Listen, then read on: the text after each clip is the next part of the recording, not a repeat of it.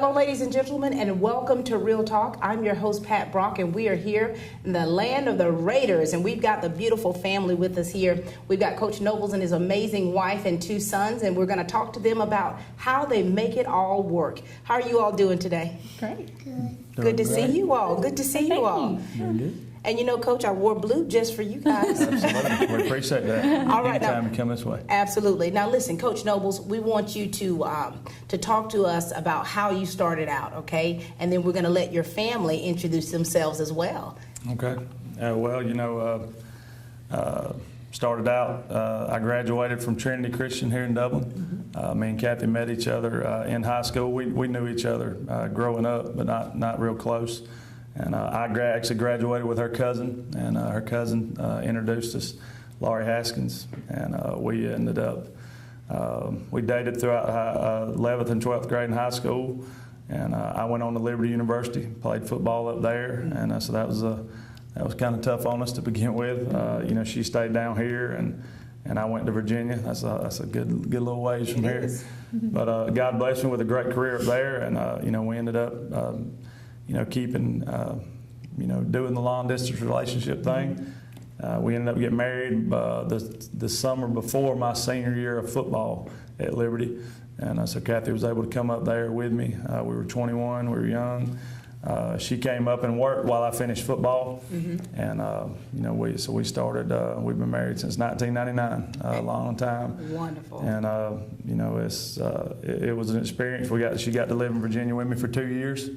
And, you know, I finished football, finished my playing career, and got my degree. Changed my major several times before God led me to coaching. I actually became a Christian when I was at Liberty in '99. Is where I became a Christian and gave my life to the Lord up there. So it was definitely all part of His plan for me to be there, and very, very blessed for the experience I had in Virginia. Absolutely. And, Amen. so it was a good deal, and then from there we got into coaching, which is a crazy profession, not to say the least. Right. Coaching and teaching.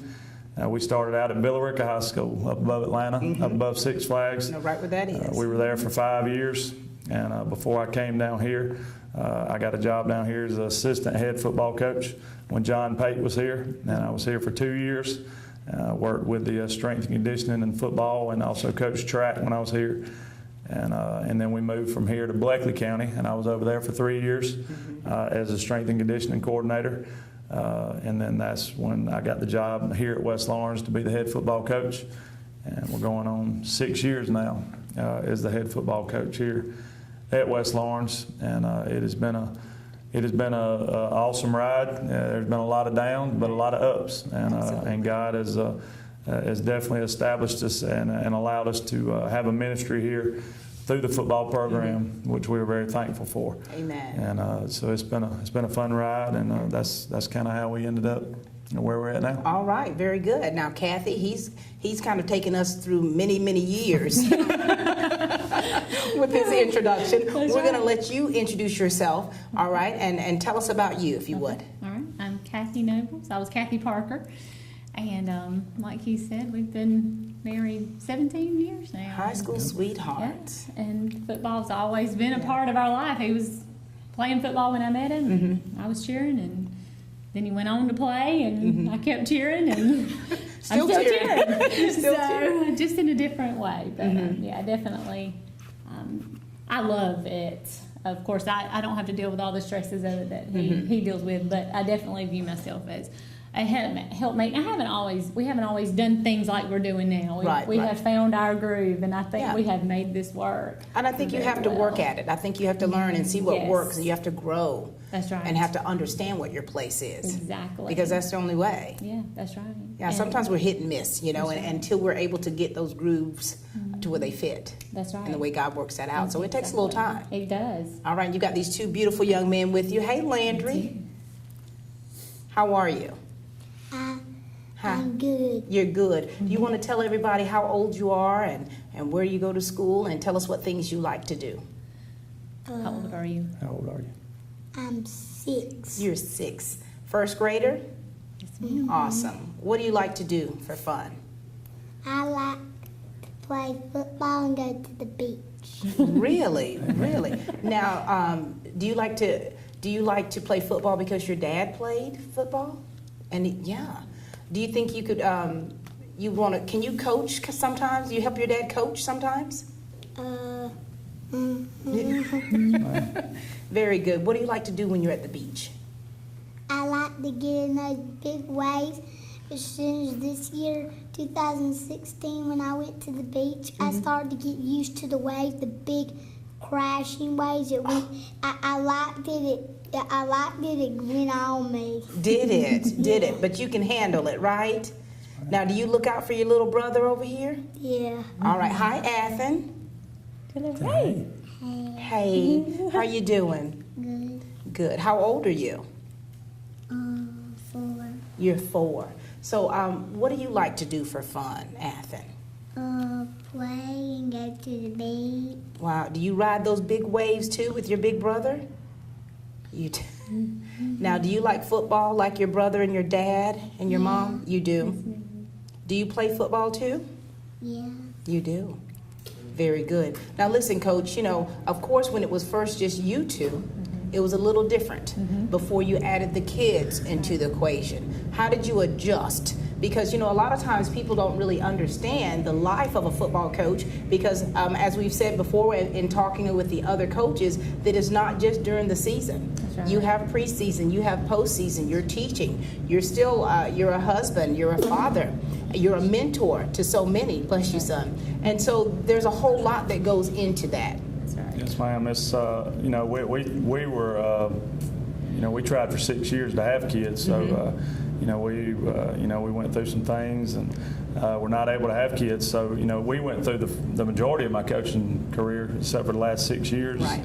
Was just us, and it's definitely we actually, when I got the head job here, Landry had turned. Matter of fact, when we had the meeting at the board office when they recommended me as head coach, it was Landry's first birthday. Happy birthday, Landry! Yeah, he was with me there, so Athen wasn't even in the picture yet. So it's definitely that's the biggest challenge with coaching is balance. And God has really shown me that priorities are a huge part, should be a huge part of everybody's life. Right. And I try to teach that to these kids and make sure that they understand that, their priorities in life, first is God, first and foremost, my faith, and that's a huge part of my life and our life as a family.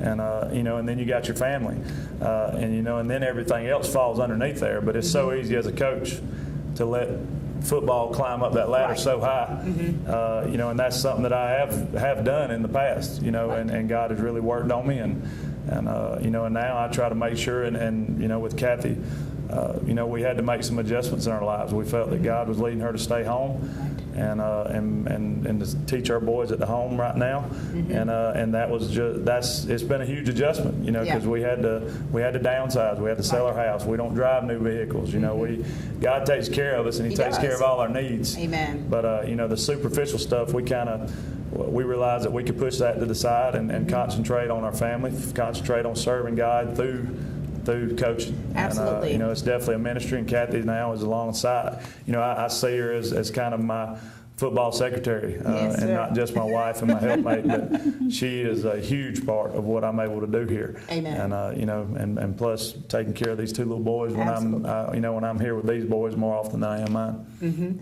Well, let's talk to you, Kathy.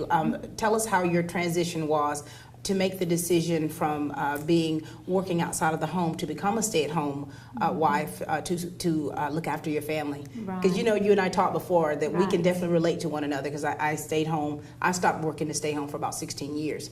Because my husband at the time traveled so much with the military and deployed, and I had 3 kids at home. Right. And so you have to make those decisions to prioritize, and and the Bible says for you to take up your cross. That's right. That's right. Well, when it was just Stacey and I, some lonely days when it was just when it was just me and him, and I was by him. So I put a lot into my work, and then whenever we had children, and especially added Athen and had 2 children, and I had very supportive family. I had help, but it was not the same, and I was having to pick and choose between, was I going to help him work or so juggling act. Yeah. And we decided if there was one thing we could change, so that we could get our priorities in order. I could stay home and I could kind of be that sort of firm foundation right there at home, you know, and give us some stability. And that's so important, and it's so necessary, because when you made, and the good thing is you made that decision together. Right. Because you looked at the big picture, right. and you said, and you gave it to the Lord, so you trusted the Lord, and so you made the decisions to change your lifestyle a bit in order to strengthen your foundation, which is so important. Exactly. So what do you guys do when you have that downtime where you can actually go somewhere or do something as a family? What do you guys like to do? Now, these boys already said they like to go to the beach. Is that the consensus? We do one beach trip a year, and we count down those days, don't we, Landry? Yeah. And we don't have, that's what we talk about all the time. Unfortunately, we don't have a lot of time because football is not just from August. Right. We don't have a lot of time just to take a whole another week or weekend. But we watch a lot of football now because they have started liking football. And you've got all boys. Exactly. But you know, we'll get away sometimes. We'll take the boys, you know, little day trips. So what's a typical day like? Okay, game day. I'm sure that's probably. Game day, run us through how game day is for you as the coach, but then as for you as the wife of getting everything ready for that big day. Coach, how's it for you? Well, game day for me is I like the 7:30 part when it gets there, but the lead up to 7:30 is tough because there's so many different things.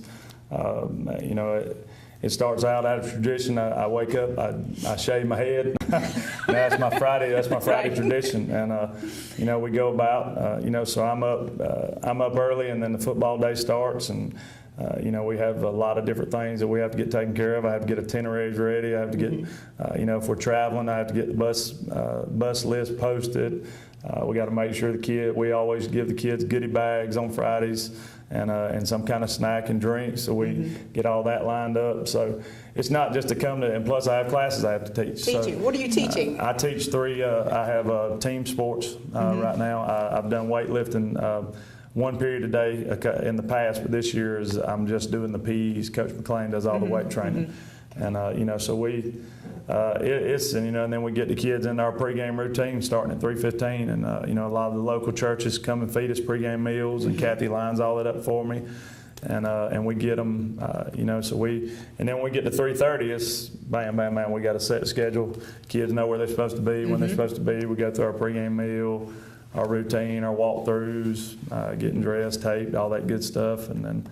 And Fridays don't end for me until 2, 3 o'clock in the morning, Saturday mornings. Wow.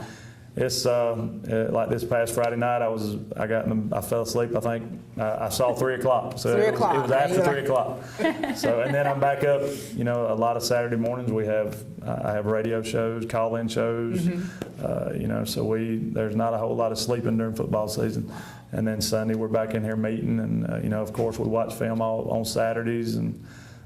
You know, so it's a pretty 80-90 hour week. Honestly, during the season is what it is, and then it is a grind, like they say. It's definitely a grind. Now, do you on game day? Do you have pretty much like are you in a certain zone during that day? Like you kind of prepare yourself mentally and. Well, it's for me that and that's why I try to get the kids. You know, from 3:30 to 7:30, that 4-hour span. You know, we really the school day's over. You know, it's game time. Right. You know, so we try to lock in and make sure, because you can't get a high school kid to focus before 3 o'clock. It's not going. It's hard. Many have tried. It's hard from 3:30 on, but you know, we kind of go through our normal school day, so to speak. There's so much that goes on. You know, you kind of just now I'm used to it and I go with the flow. And then when 3:30 comes, you know, the nerves start kicking in, and you start getting closer, and you get in that routine, and it's you know, that's when the nerves really hit. So you know, from 3:30 to 7:30 is when we really try to get locked into football mode. You know, with us being in high school. So. Okay, and now Kathy, yes, before game day, you'd be working, and then have to do XYZ. That's right. Tell us what game day is like for you. And then you've got these boys. For now, Athen is at a preschool Monday through Thursday. We'll have him on Friday, so we're all at home, and we we get school done with Landry before lunch on Friday. We know breaks on Friday. We don't get breaks on Friday. We go straight through because we join them for the pregame meal. Most pregame meals are served here at the school, so we get to come and see Daddy before he heads off, and like he says, we don't see him. That's our only time to see him, and then maybe right after the game on Fridays. That's it. So we get here and we help out if we can at the pregame meal, and then we pack book bags and drinks and snacks and toys and all we need for the games, and we're ready. Yeah, Very good. Landry, I want to ask you this. Do you know all the football players on the team? Do you feel like you have to share them with your daddy? You do. How do you feel about that? Yeah. I don't know. Are you cool? Are you okay with that? He does. He's to the age now. You're cool with that? Enjoying them. Yeah. Well, listen, we're going to take a break. We'll take a commercial break, and we're going to finish up the show and talk about your foundation because you've already shared about how you made the sacrifices to bring your family together in the way that you have, and we'll talk about that foundation in just a moment. Okay. And we are back, ladies and gentlemen, with the Nobles family. I mean, I've just been enjoying myself so much just talking to you all and just talking about how you met and how you're making it work. And, and you've got your boys here. And so you guys are definitely doing what you have to do. And we know that you cannot do it without your foundation, Coach.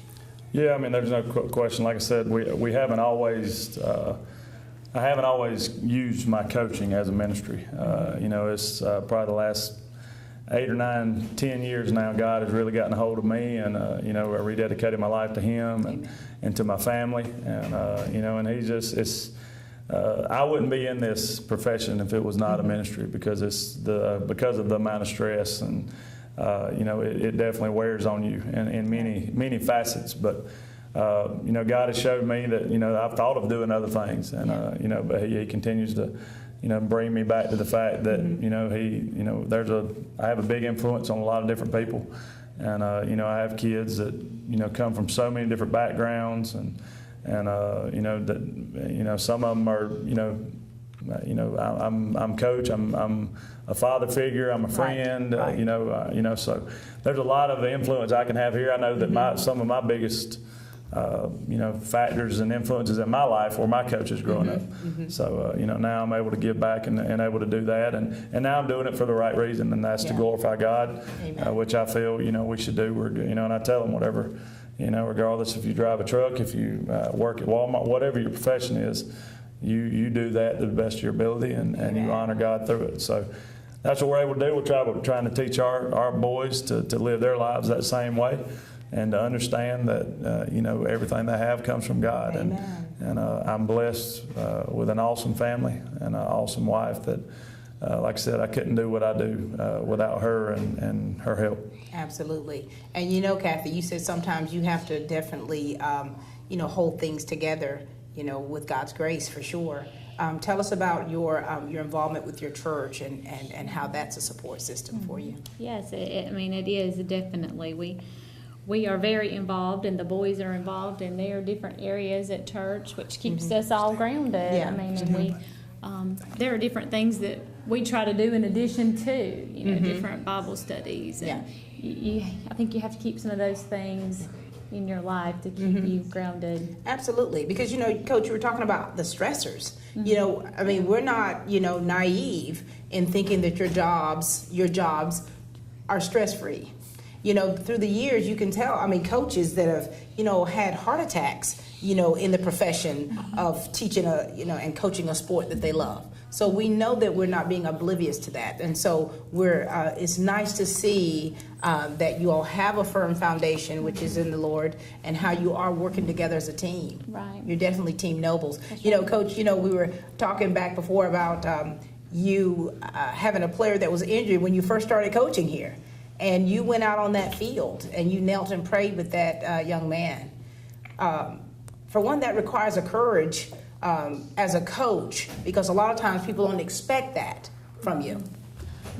Yeah, it's just, I try to, it's kind of the thing where you want to, not just, you want to practice what you preach. Yeah.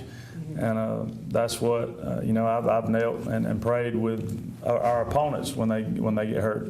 Because it's not, and that's not anything to pat me on the back or anything. That's to make sure that I want that kid to know. I want that kid to be enveloped in God's grace, and I want that healing on him immediately. And we're called to pray without ceasing. Amen. So I'm constantly taught, even during the course of a game, I'm praying and talking to God, and as I'm talking to my coaches, and God help us with this, give us wisdom, because I truly want to do things the right way, and in my view, my opinion, the way to do that is through Christ, and just I want people to, when they think of me, and when they you want to leave a legacy. You talk about that all the time. People talk about that. I want people to, to say that he was real, and I encourage my kids to be real, and don't put on a false front on Sundays and Wednesdays. If you're going to claim to be a Christian, and go gung ho and do it all the time, because ultimately I'm not a coach that's a Christian. I am a Christian coach. I'm a Christian first, and that's the way we try to live and the way we try to do things. And do we fail? Absolutely, we fail. Oh yeah, we're all work in progress. Absolutely, and and I tell the kids that all the time. We're going to make mistakes. We're going to be, there's going to be things that come along that we're going to fall. But then at those times, I don't see how you can make it through what we do without that grounding and that faith, and God to pick you back up, and just knowing that regardless of how many games I lose and how many times I fail, my relationship with Jesus Christ is always going to be there. Amen. He's always right here, and he loves me, and that's a very comforting feeling. And it's so nice to hear you talk like that, Coach. And we know that the community is definitely, as they're watching this show, they're really proud that you all as a family is a family to look up to admire, and to be appreciative of, to have you in the community, and to have you at the capacity of what you're doing as a coach. And Kathy, as I was listening to him, I'm looking at you, you were like, so, which is so sweet, because from my just looking at you, I was going to ask the question, so is he like this at the house? He is. I'm not kidding. Yeah. He is. People ask, and we joke about it and say, oh, it's going to be a bad weekend after we lose again. Right. It's not a bad.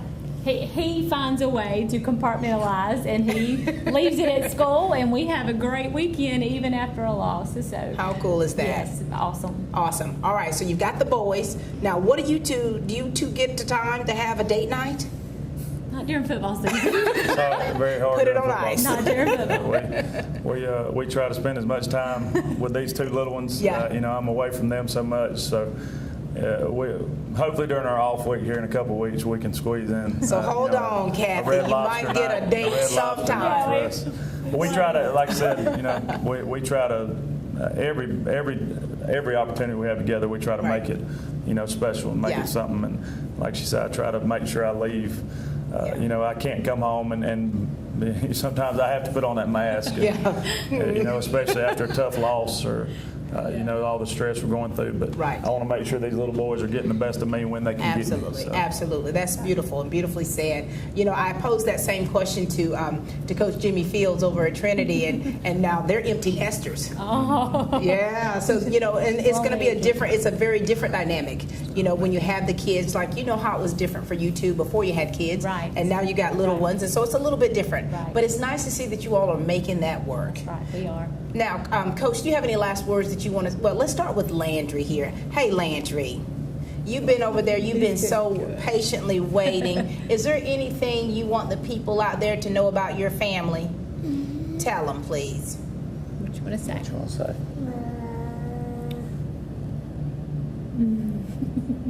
I love my family. You love your family. All right. Anthony, are you awake? Is there anything... You want to say something? Do you want to say something about your family? Say go Raiders.